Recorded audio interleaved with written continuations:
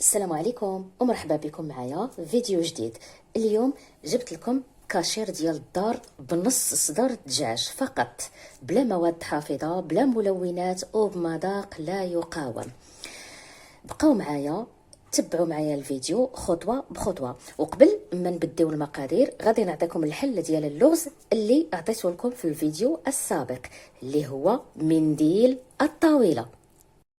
ولهذا الكاشير فغادي نحتاجو نص الصدر ديال الدجاج مقطع مكعبات هكذا 180 غرام، معلقه كبيره ممسوحه دقيق، معلقه صغيره مايزينا نشا الذره، وحده بيضه، جوج ولا ثلاثه نقطات الهريسه اختياريه على حسب اللون، شويه ديال الملحه، ثلث ملعقه صغيره، نص معلقه صغيره بابريكا فلفل احمر حلو، فص ديال الثوم اختياري، جبن مثلث او مربع او جبن طري، شويه ديال الابزار رشه، ورشه كذلك ديال الكمون،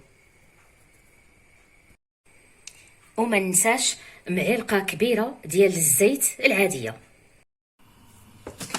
غادي نطحن اولا هذا الكفته، هذا الصدر ديال الدجاج نطحنو مزيان.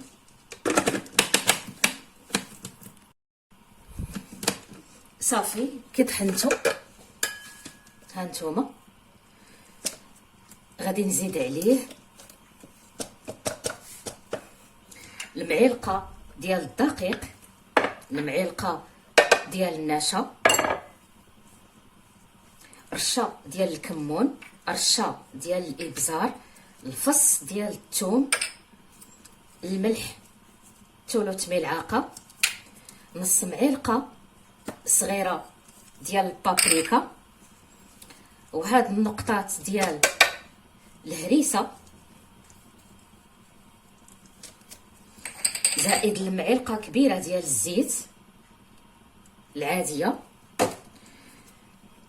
نهرسو ديك البيضه هي اللي غادي تجمع لنا هاد الخليط ديال الكاشير. هاد البيضه نزيدو هذاك الجبن المثلث،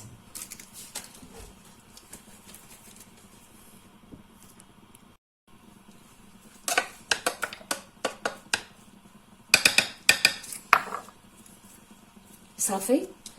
وغادي نولي نطحن هذا الشيء كامل باش تندمج البيضه مع دوك المكونات ويجيني القوام هو هذاك.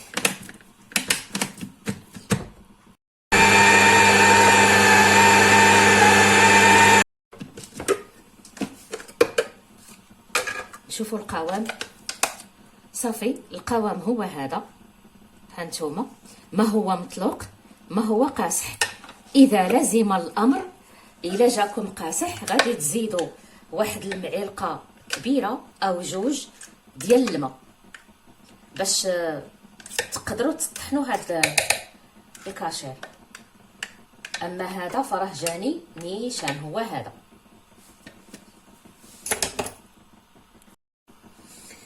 دونك غادي نجيبوا الفيلم اليمونتير وغادي نفرشوه بحال هكذا باش نخوي فيه هذا الخليط ديال الكاشير.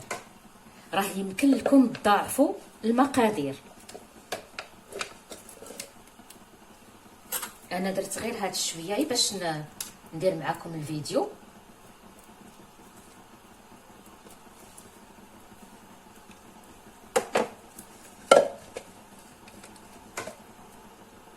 وغادي نبدي نقاد فيه رولي هكا كما الكاشير.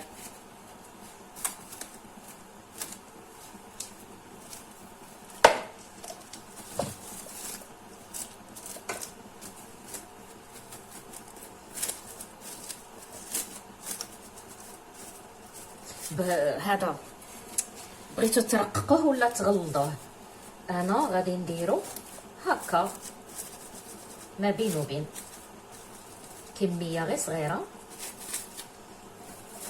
وكتعطي لنا تبارك الله راه كميه لا باس بها. غادي نحاولوا نزيروا باش نخرجوا هذاك الهواء وحنا كنروليو بالشكل ديال الكاشير. ها نتوما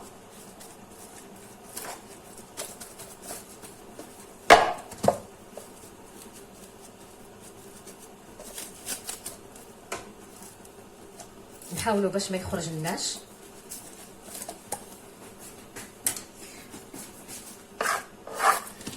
غادي نقطع بحال هكا ونولي نكبر، ندير هذا على الطول.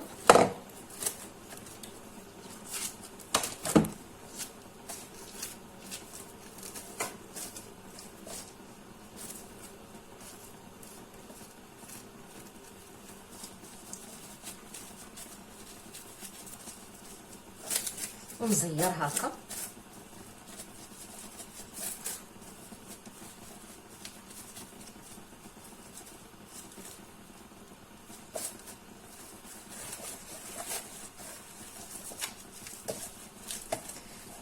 غادي نلوي وانا كنزير بحال غادي نديرو الحلوه ديك اللي معقوده منا ومنا بحال هكا.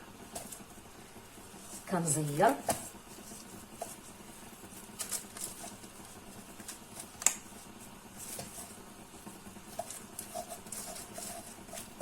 وغادي نعقد هاد الجهه.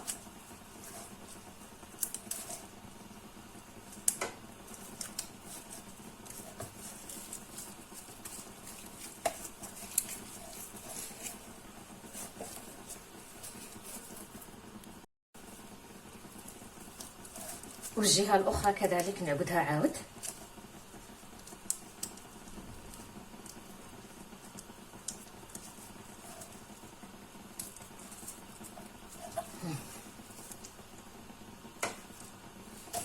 دركي غادي نجيب بابي الومنيوم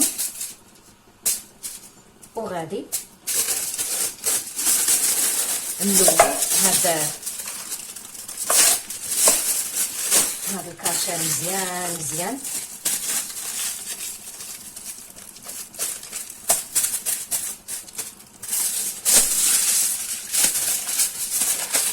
ونعاودو واحد اخر باش ما يدخلوش الماء. القدره راني درتها الماء درتو يغلي في القدره مسبقا حتى يغلي مزيان، عاد نوضع في الكسكاس هذا الكاشير. ما تتقبوه ما حتى شي حاجه، صافي. غادي نديرو بحال هكذا في الكسكاس وغادي نخليه يطيب يتفور لمده ديال 40 دقيقه حتى ل 45 دقيقه، ونختبروه بواحد العود. الا خرج ناشف فراه الكاشير طايب. غادي نحل على الكسكاس ونشوف هذاك الكاشير فين وصل. غادي نختبر بهذا العود الخشبي، صافي ناشف. اذا فراه الكاشير ديالنا واجد. راني ما حليتش عليه حتى فات 45 دقيقه، عاد حليت باش ما يضيعش داك البخار. راه سخون. غادي نزول هذا بابي الومنيوم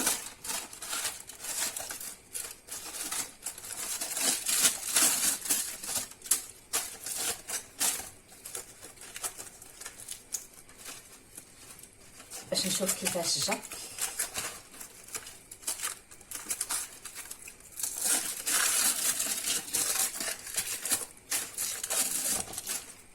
ها هو طايب، اللون ديالو جا زوين.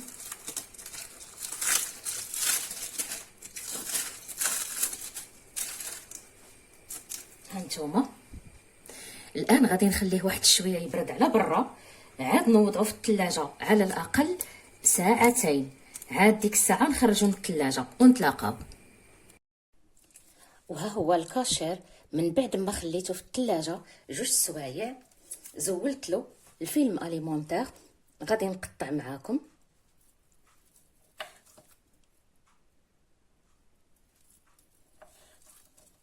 هانتوما اللون هو هذا. المذاق ما نقول لكمش، انا كنديرو كل مره حقيقه ما كنستمتع به، واعر بنين بنين. وهانتوما شفتوا المقادير بسيطه جدا. وإلا عجبتكم الوصفه ديال الكاشير ما تبخلوش عليا بلايك وتعليق زوين، وبارطاجيو الفيديو مع صحابكم. وإلا وصلتوا معايا حتى لهنا كنقول لكم مع السلامه، ودمتم في صحه جيده.